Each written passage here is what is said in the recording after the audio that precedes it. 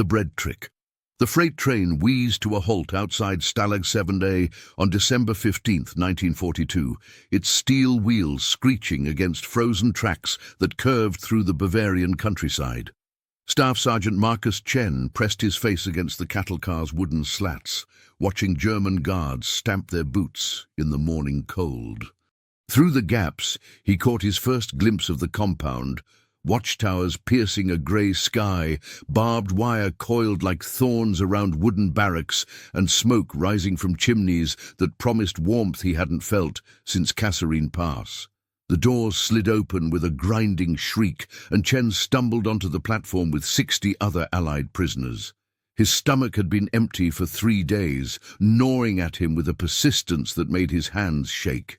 The smell hit him immediately. Not the expected stench of unwashed men and latrines, but something else. Bread, dark, yeasty German bread baking somewhere beyond the wire. Los, schnell! The guards herded them through the gate, past a sign that read Stalag 7A in stark black letters. Chen clutched his few remaining possessions, a letter from his sister in San Francisco's Chinatown, still unread, and the memory of his grandfather's voice telling stories about surviving the famines in rural Guangdong. Those stories had seemed like ancient history when Chen was kneading dough in his family's bakery on Grant Avenue. Now they felt like prophecy. The intake process was mechanical, numbers assigned, heads shaved, uniforms that reeked of lie and previous occupants. Chen found himself assigned to Barracks 7 with Lieutenant Colonel James Harrison, a career officer from Texas who'd been captured in the same disaster at Kasserine Pass, and a dozen other men whose eyes held the same hollow look Chen saw in mirrors. "Welcome to paradise, boys," Harrison muttered as they entered the long wooden building. Bunks lined both walls, each with a thin straw mattress and a single grey blanket. "The Germans are real generous with the accommodations." Chen claimed a lower bunk near the back wall and sat heavily on the sagging mattress. Through the single window, he could see German guards moving between the barracks, their breath visible in the cold air. One of them, a young soldier with pale eyes and a dusting of snow on his greatcoat, paused near the window and stared directly at Chen for a long moment before moving on. The first meal arrived at 6 o'clock. Watery potato soup ladled from metal containers and chunks of black bread that looked dense enough to use as weapons. Chen bit into his portion and nearly gagged.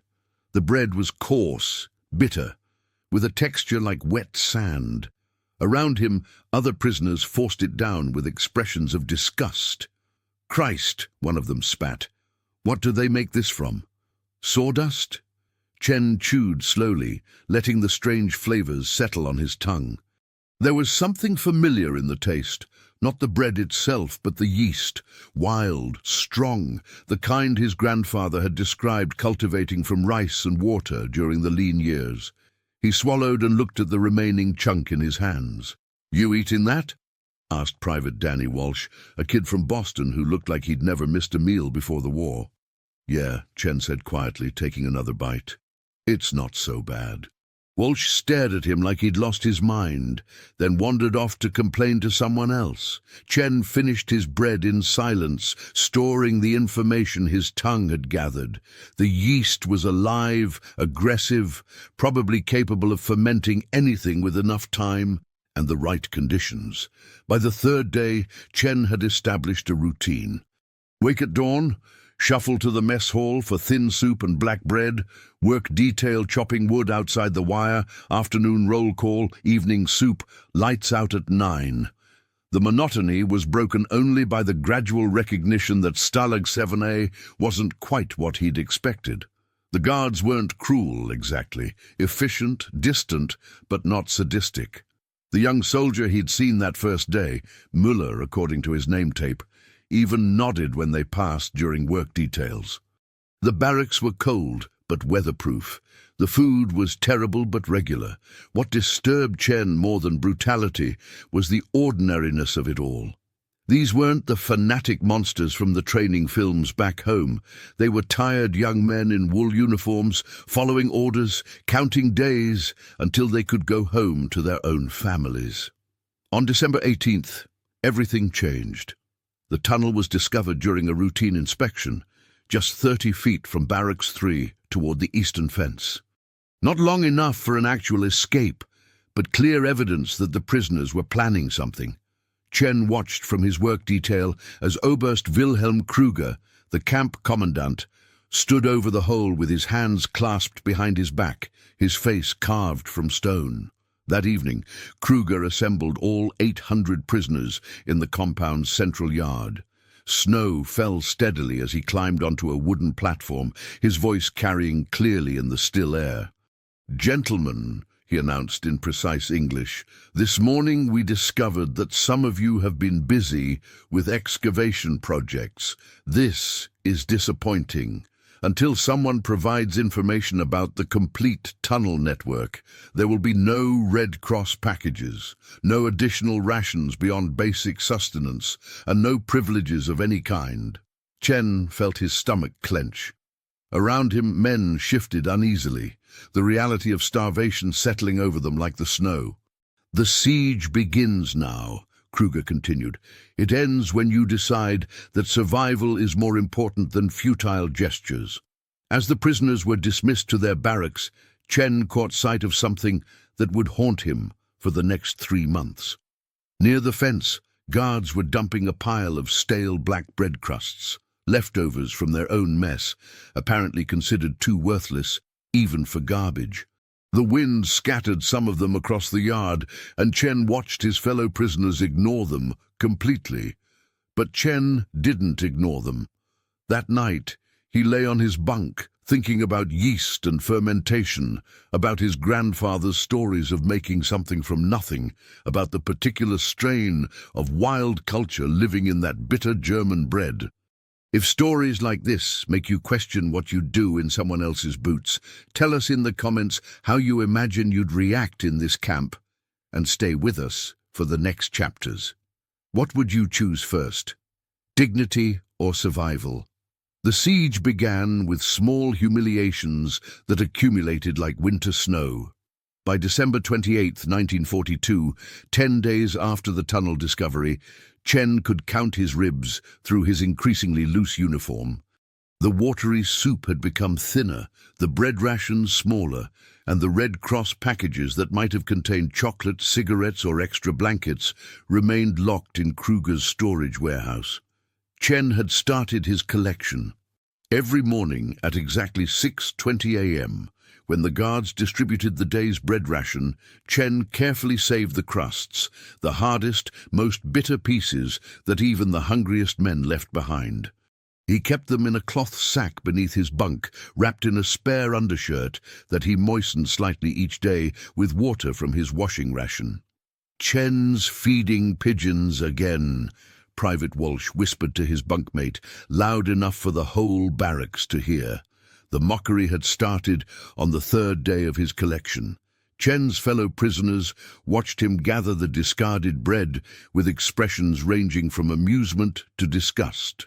Some of the more desperate men had begun trading their cigarette rations for extra food, or bartering soap for chocolate, but Chen's behavior struck them as particularly pathetic.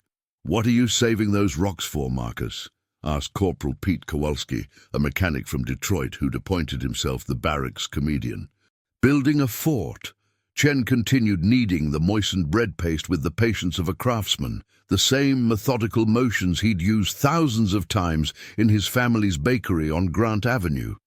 "My grandfather told me stories about making use of everything during hard times." "Your grandfather ever tell you stories about eating leather? Because that's what those crusts taste like." The laughter that followed was good-natured, but tinged with the edge that came from empty stomachs. Chen didn't mind, let them think he was eccentric, even crazy. It kept them from looking too closely at what he was actually doing. The truth was more complex than anyone realized.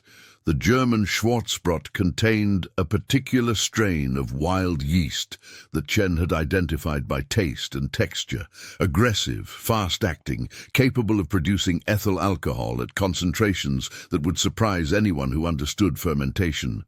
But Chen wasn't making prison wine. He was conducting an experiment in controlled chemistry, guided by half-remembered stories from his grandfather about surviving the famines in rural Guangdong. Every morning, Chen added precise amounts of water to his collection, creating a paste that fermented in the damp cloth beneath his bunk. The process produced a sharp, vinegar-like smell that his bunkmates attributed to poor sanitation. Chen encouraged this perception, occasionally spilling small amounts near the latrines to reinforce the association. "Jesus, Chen," Kowalski complained one morning. "Can't you keep your science project from stinking up the whole barracks?" "Sorry," Chen muttered, making a show of cleaning up the accident while carefully preserving most of his fermented mixture. The guards found his behavior even more amusing than his fellow prisoners did. Miller, the young German soldier Chen had noticed on his first day, began tossing extra crusts through the fence during his rounds, laughing with his comrades about the amerikanische Brotdummheit, American-bred stupidity. "Hier, Schwein," Müller would call, throwing a handful of crusts toward Chen during work details. "Futter für dich." Chen accepted the mockery with the same patience he applied to his fermentation project. Each piece of bread was material for his experiment, and he was beginning to understand that the Germans' absolute confidence in their prisoners' helplessness might be their greatest vulnerability. By early January 1943, the siege was taking its toll. Men moved more slowly during work details, their conversations becoming shorter and more focused on food.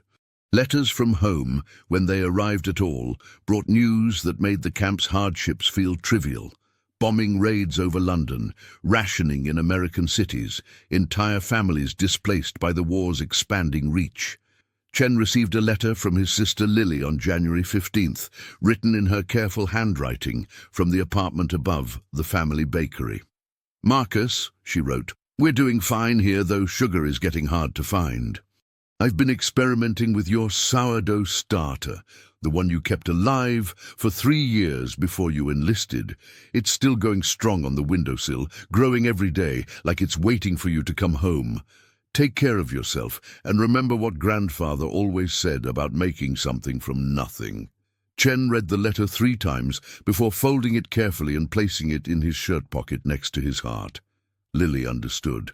She was telling him, in the careful language that might pass the censors, that she remembered the old stories too, that some things could survive anything if tended with enough patience. The breakthrough came on a bitter morning in late January, when Chen overheard 2 guards discussing logistics outside Barracks 7. His German was limited, picked up from his grandfather's occasional curses and what he'd learned from listening to the guards, but the words ammunition and storage were clear enough. "The bunker is too close to the wire," the older guard was saying. "If the prisoners had any real weapons—" "What weapons?" Müller laughed. "Look at them. They can barely lift a shovel. The Oberst is right to store the ammunition there. These Americans couldn't threaten a supply shed, much less a reinforced bunker." Chen continued working, splitting logs with mechanical precision while his mind raced. An ammunition depot adjacent to the camp's eastern wall, positioned there because Kruger believed starving prisoners posed no explosive threat. The irony was almost beautiful. That night, Chen lay on his bunk, calculating possibilities. By early February, he estimated, he would have accumulated nearly 2 gallons of concentrated alcohol, hidden in makeshift containers throughout the barracks.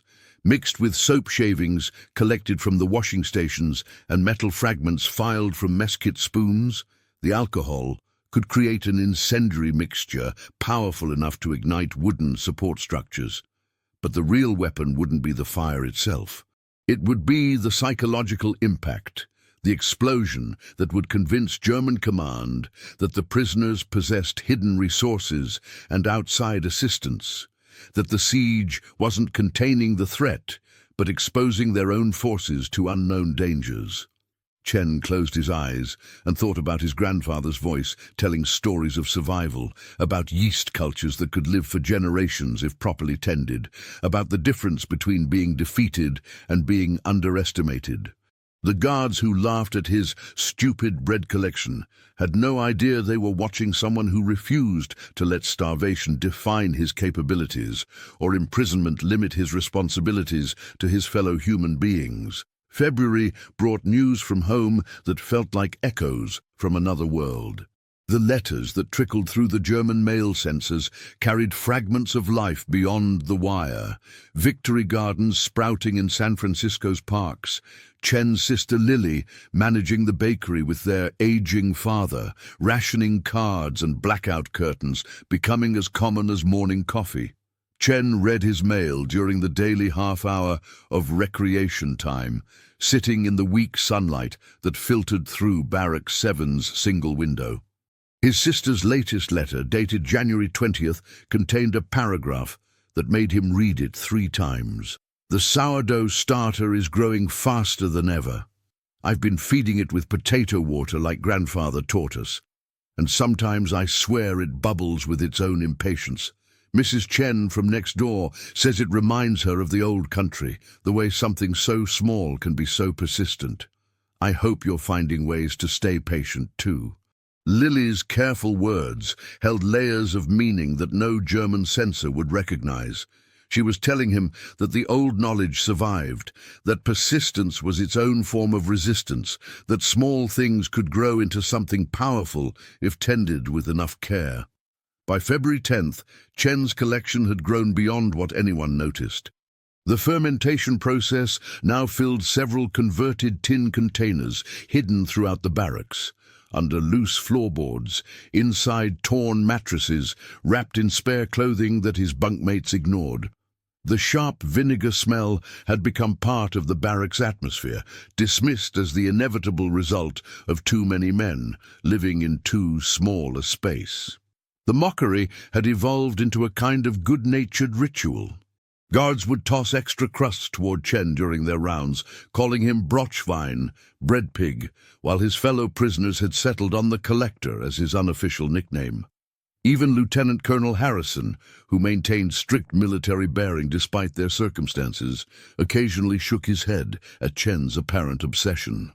"Marcus," Harrison said one evening, as Chen carefully added water to his latest batch of crusts, "I know men deal with captivity in different ways, but this hobby of yours is starting to worry some of the boys." "It keeps my hands busy," Chen replied, kneading the mixture with practiced motions. "Better than sitting around feeling sorry for myself. Just don't let it become an escape from reality. We need you present, not lost in some bread fantasy." Chen nodded respectfully, but inwardly he smiled.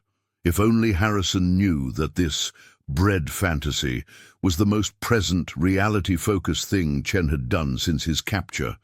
Every motion of his hands, every calculated addition of water, every day of patient fermentation was building towards something that could change their situation in ways that traditional military thinking could never imagine.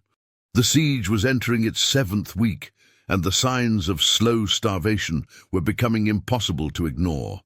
Men moved with the careful economy of those whose energy reserves had dwindled to dangerous levels.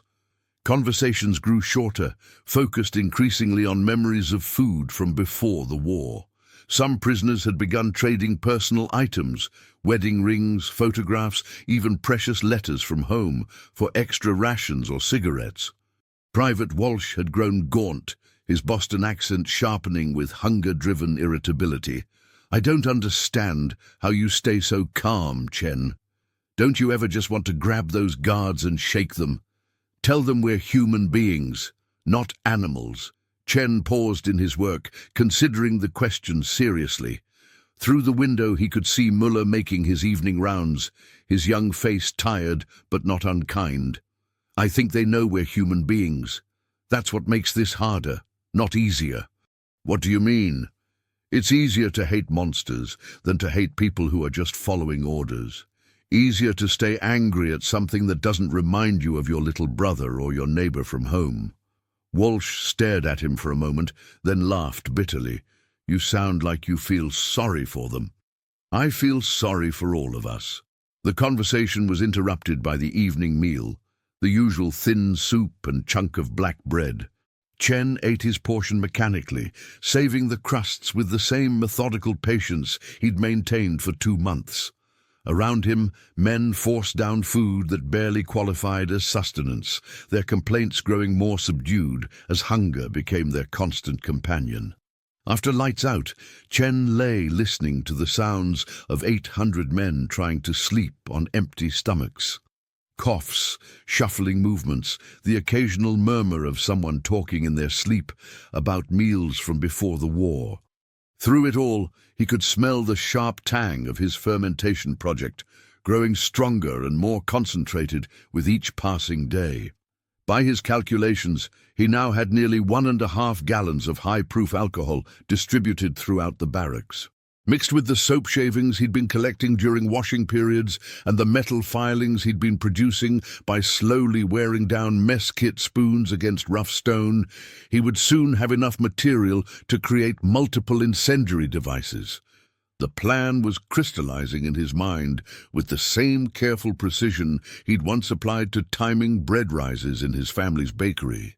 The ammunition depot adjacent to the eastern wall, positioned there because Kruger believed starving prisoners posed no explosive threat.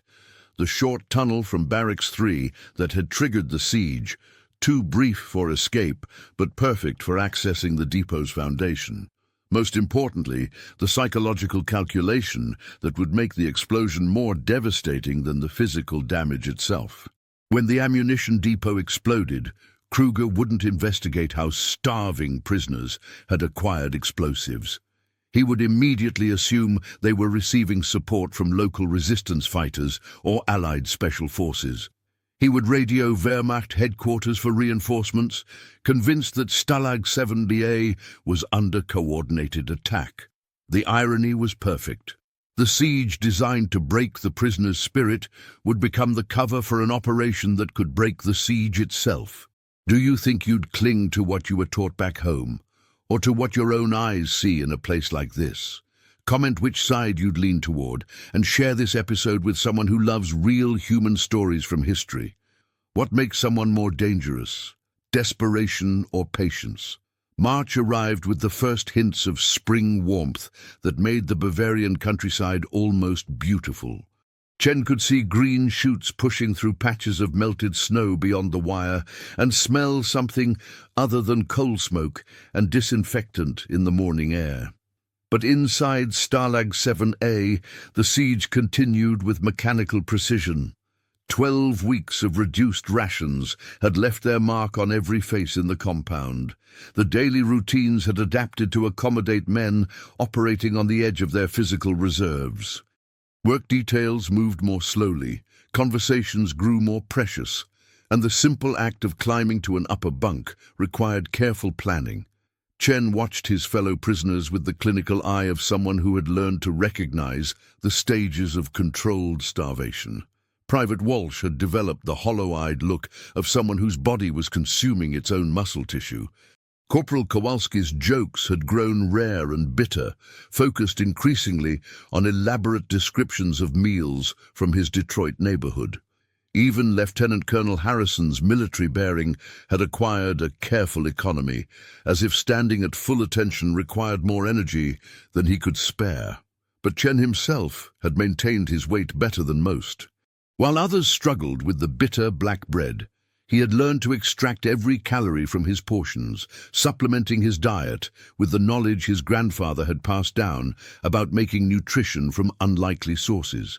His fellow prisoners attributed his relative health to luck or genetics, never connecting it to his careful management of the fermentation project they still dismissed as eccentric obsession.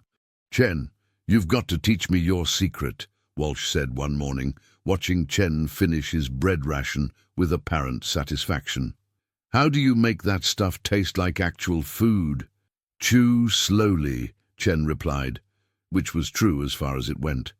Let the flavors develop. What he didn't mention was that his morning routine included consuming small amounts of his fermented bread mixture, carefully controlled quantities that provided B vitamins and trace nutrients missing from their official rations. The alcohol content was negligible at the concentrations he ingested, but the byproducts of fermentation included compounds that helped his body process the poor nutrition they received. By March 5th, Chen's collection had reached the critical mass he'd been working toward, nearly 2 gallons of concentrated alcohol, distributed in containers throughout the barracks and carefully maintained at optimal fermentation levels. The sharp smell had become so familiar that even Chen barely noticed it, part of the background atmosphere of men living too close together under increasingly difficult circumstances. The breakthrough came on March 13th, during a work detail outside the eastern perimeter. Chen was splitting logs with methodical precision when 2 guards began discussing logistics in German, their voices carrying clearly in the still air. "The depot is poorly positioned," the older guard was saying. "If there were any real threat." "What threat?" Müller laughed, gesturing toward the prisoners with contempt. "Look at them, Hans. They can barely lift an axe." "The Oberst is right. No one could threaten that bunker except a full military unit with proper explosives." Chen continued working, his movements betraying none of the excitement that suddenly flooded his system. They were discussing the ammunition depot adjacent to the camp's eastern wall, confirming what he'd suspected for weeks. More importantly, they were revealing the exact psychological weakness that would make his plan effective. Kruger and his guards couldn't conceive of starving prisoners as a genuine military threat.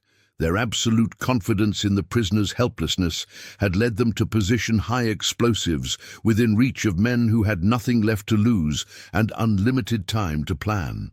That evening, Chen made his decision.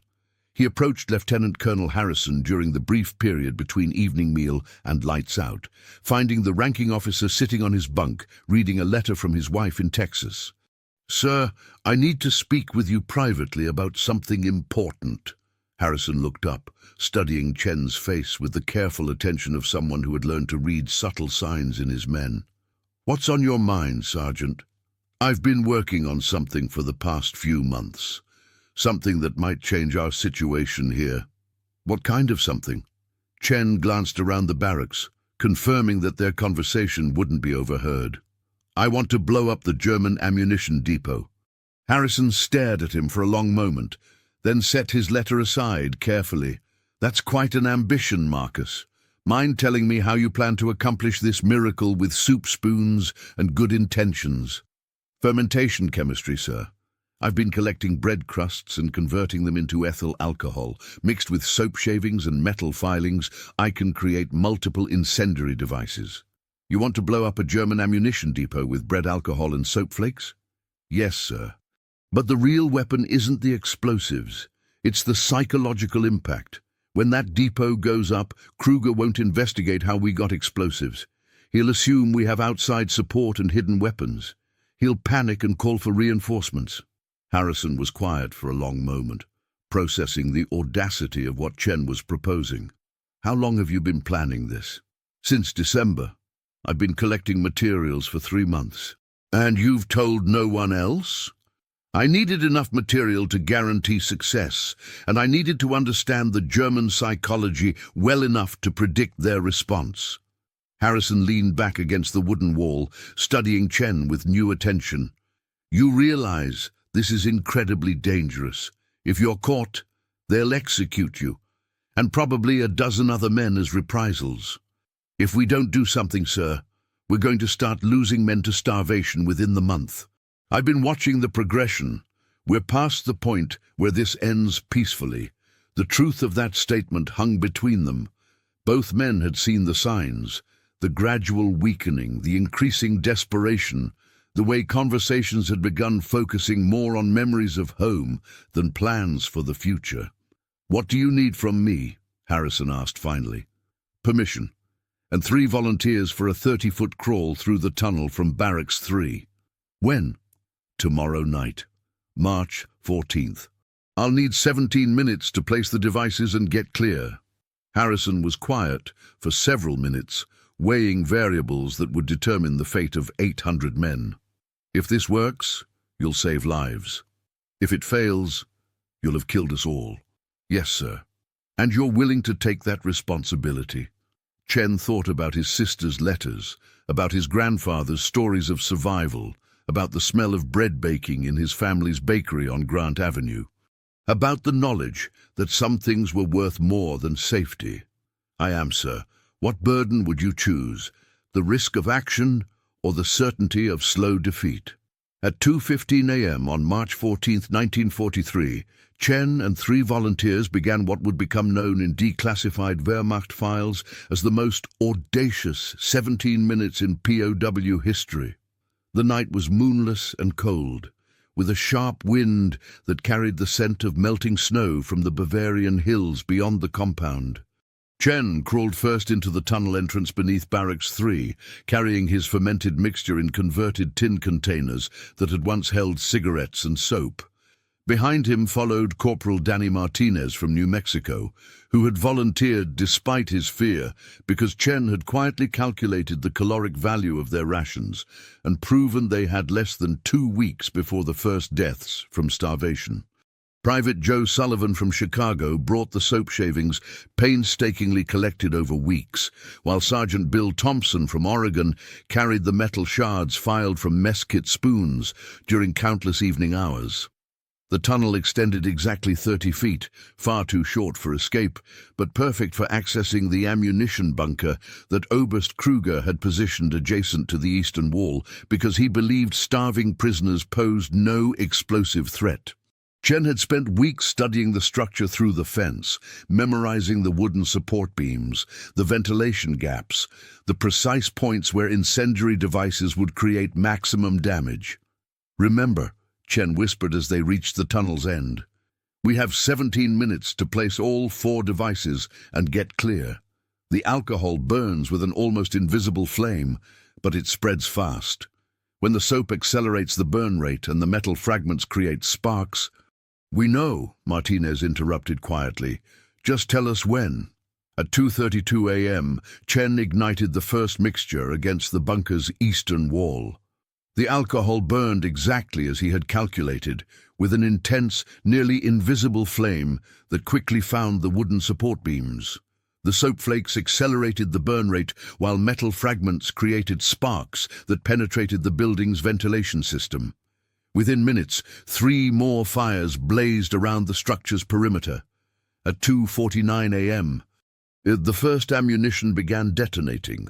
What followed was 17 minutes that illuminated the entire valley and shattered German confidence in their siege strategy. The ammunition depot exploded in a series of blasts that could be heard for miles, destroying not only the bunker but damaging the camp's eastern fortifications and creating a breach in the perimeter wall large enough for a truck to drive through. But Chen had calculated something even more psychologically devastating than the physical destruction. As he lay in his bunk an hour later, listening to German voices shouting orders in the compound, he knew that Oberst Kruger was reacting exactly as predicted. Rather than investigate how starving prisoners had acquired explosives, Kruger immediately assumed they were receiving support from local resistance fighters or Allied special forces. Within hours, he was radioing Wehrmacht headquarters for reinforcements, convinced that Stalag 7A was under coordinated attack. "Mein Gott," Chen heard Miller saying to another guard outside the barracks window. "How did they get sophisticated incendiary devices? The explosion patterns? This was professional sabotage. The irony was perfect. The bread crusts that guards had thrown to Chen like scraps for livestock had been transformed into weapons that convinced the Germans they faced an enemy far more dangerous than 800 starving prisoners. By dawn, Kruger faced an impossible dilemma. The ammunition explosion had damaged his defensive capabilities while apparently confirming that the siege was not containing the prisoners but exposing his forces to unknown threats. His radio requests for reinforcements revealed German troop positions throughout the region to Allied intelligence monitoring radio traffic. At 11:30 a.m., exactly 17 minutes after Chen had first watched the guards laugh at his bread collection 3 months earlier, Kruger ordered the siege lifted. The supply trucks arrived that afternoon, carrying Red Cross packages that had been locked away since December, medical supplies for the camp infirmary, and proper rations that made men weep openly as they ate.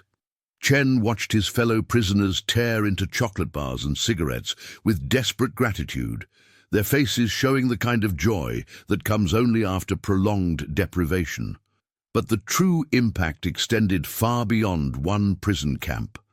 Lieutenant Colonel Harrison found Chen during the afternoon distribution of Red Cross packages, pulling him aside for a private conversation near the fence where the explosion had created a gap now hastily reinforced with additional wire. "Do you understand what you've accomplished?" Harrison asked quietly. Chen was unwrapping a chocolate bar with hands that still shook slightly from the previous night's adrenaline. "I broke the siege, sir. You did more than that. German intelligence is going to spend months investigating how Allied forces infiltrated this region. They'll divert resources from actual resistance networks, modify their security procedures, relocate ammunition storage away from POW facilities. You've accidentally created a vulnerability in German camp security that Allied intelligence can exploit at dozens of other facilities." The weight of unintended consequences settled on Chen's shoulders like a heavy coat. He had acted to save 800 men in one camp, but the repercussions would ripple through the German POW system for the remainder of the war. "What happens now?" Chen asked. "Now you learn the hardest lesson of all," Harrison replied. "How to carry a secret that could save lives if it stays hidden, but destroy them if it ever gets out." That evening, as Chen sat on his bunk, eating his first full meal in 3 months, Private Walsh approached him with something approaching reverence. "Chen, I owe you an apology. All of us do. We thought you were crazy with that bread collection." "Maybe I was crazy," Chen replied, breaking off a piece of chocolate and letting it melt slowly on his tongue. "Sometimes crazy and necessary look the same from the outside. Will you teach me about the fermentation, in case we ever need it again?" Chen looked around the barracks at men who were discovering what it felt like to have hope again, their faces animated by the simple pleasure of adequate nutrition. "I'll teach you, but let's hope we never need it." As lights went out that night, Chen lay listening to the sounds of contentment, men falling asleep without the gnawing hunger that had defined their existence for 3 months. Through the window, he could see German guards patrolling with nervous energy, their confidence shaken by an enemy they couldn't identify or understand. The bread crust that had seemed worthless to everyone, prisoners and captors alike, had been transformed into something that challenged the fundamental assumptions of both sides. Chen had proven that desperate people with unlimited time could transform anything, even garbage, into weapons that exploited their captors' most basic prejudices. But more profoundly, he had demonstrated that dignity wasn't just about maintaining hope in captivity. It was about retaining enough humanity to take extraordinary risks for others, even when those others had mocked your methods and questioned your sanity. How do you measure the weight of a secret that must be kept to save lives? The liberation of Stalag 7A came on April 29, 1945, with the rumble of American tanks and the sight of stars and stripes flying from vehicles that seemed impossibly large and well-fed compared to anything Chen had seen in over 2 years of captivity. He stood with the other survivors in the compound's central yard, watching soldiers who looked like younger versions of themselves distribute real chocolate, fresh bread, and cigarettes that hadn't been rationed or traded or hoarded. Lieutenant Colonel Harrison had recommended Chen for the Distinguished Service Cross, but Chen requested the citation remain classified. He understood that survival often required invisibility, and that the most powerful weapons were those your enemies never learned to recognize. "Why keep it secret?" Harrison asked during their final conversation before repatriation. "You saved 800 lives with bread scraps and patience. That's the kind of story that could inspire people. It's also the kind of story that could teach people how to make explosives from kitchen scraps," Chen replied. "Some knowledge is more dangerous when it's famous." Chen returned to San Francisco in June 1945 and reopened his family's bakery on Grant Avenue. His sister Lily had kept the sourdough starter alive throughout the war, feeding it with potato water and careful attention, just as their grandfather had taught them. When Chen walked into the bakery's kitchen for the first time in 3 years, the familiar smell of yeast and fermentation brought tears to his eyes. Customers never knew that the gentle man kneading dough each morning had once used those same skills to break a German siege. Chen rarely spoke of the war, even to his wife when he married in 1947, or to his children when they were old enough to ask about the faded number tattooed on his forearm from the camp's intake process. The only hint was his habit of saving bread crusts, which he would feed to pigeons in Portsmouth Square every Sunday after church. His children grew accustomed to seeing their father sitting on a bench with a small paper bag, watching birds fight over scraps that he distributed with the careful attention of someone who understood the value of things others discarded. "Why do you feed them so regularly?" his daughter asked when she was 12. "Because small things that seem worthless can become important if you pay attention to them long enough," Chen replied, watching a pigeon carry a crust to its nest. "And because waste is a luxury that not everyone can afford." In 1987, a military historian named Dr. Sarah Fletcher was researching POW resistance activities in German archives when she discovered references to the Stalag 7A explosion in declassified Wehrmacht files. The German reports described unknown incendiary devices of sophisticated design, speculating about Allied special weapons programs that had never existed. Dr. Fletcher spent 3 years tracking down survivors of Stalag 7A, following leads through Veterans Administration records and American Legion posts across the country. She found Chen's name in Lieutenant Colonel Harrison's archived papers and drove to San Francisco in 1989, hoping to interview him about the incident. But Chen had died 2 years earlier, taking most details of his technique to the grave. His obituary in the San Francisco Chronicle identified him simply as a beloved neighborhood baker and World War II veteran who was known for his kindness to local wildlife and his commitment to preserving traditional bread-making techniques. Dr. Fletcher interviewed Chen's sister Lily, now in her 70s, who confirmed that Marcus had learned fermentation from their grandfather's stories about surviving famines in rural Guangdong. But when Dr. Fletcher asked for specific details about the explosion, Lily smiled and shook her head. "My brother believed that some knowledge was meant to be carried quietly," she said. "He taught my children how to keep sourdough cultures alive, how to make something from nothing when times are hard. But he never told them how to make weapons. There's a difference between survival and destruction, even when they use the same materials."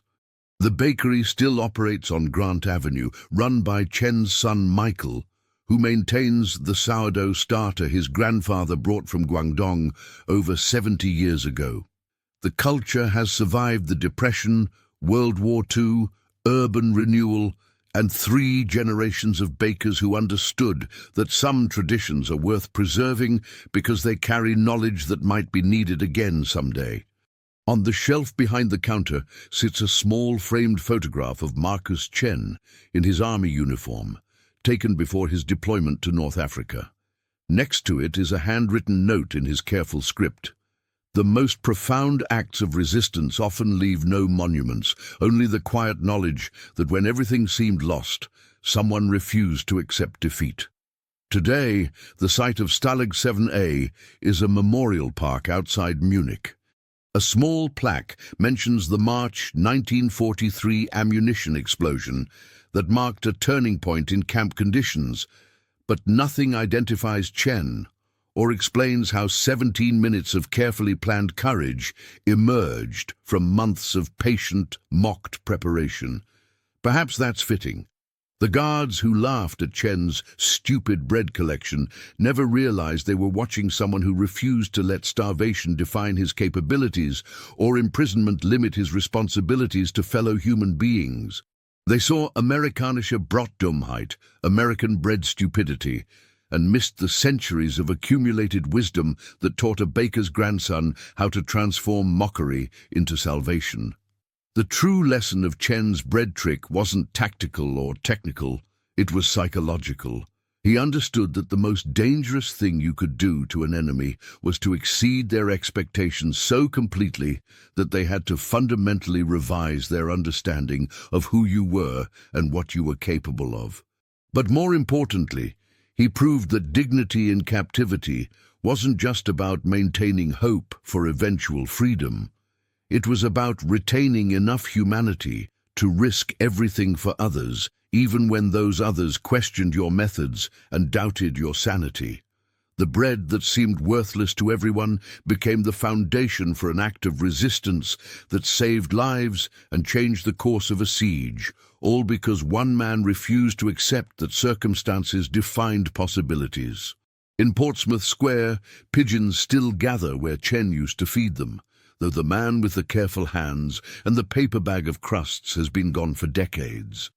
Sometimes tourists notice the birds and wonder what draws them to that particular bench, not knowing they're witnessing the echo of a ritual that honored the transformation of waste into sustenance, of mockery into mercy, of seemingly worthless things into weapons that could crack the certainty of empires. If this story reminded you that even in the darkest times, small acts of humanity still matter, subscribe to the channel, tell us which country you watch from, and invite someone to revisit history with us in the next story.